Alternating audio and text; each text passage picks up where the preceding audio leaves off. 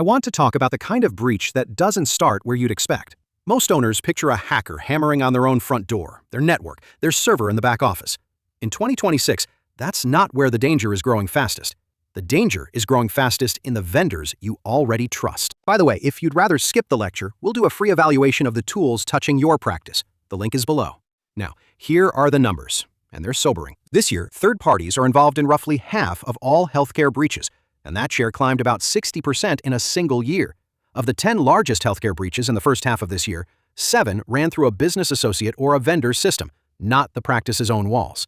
In just 6 months, federal regulators logged 189 large breaches touching more than 19 million people.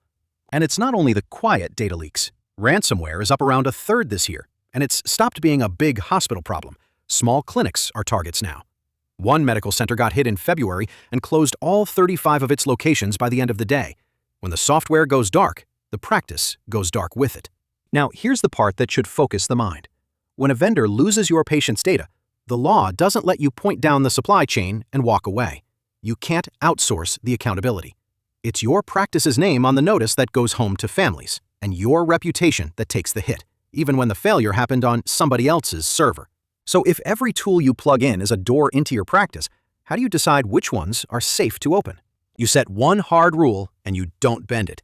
Anything that touches patient information or patient interactions has to be built for healthcare and HIPAA-compliant, not adapted from a generic business tool, not compliant enough.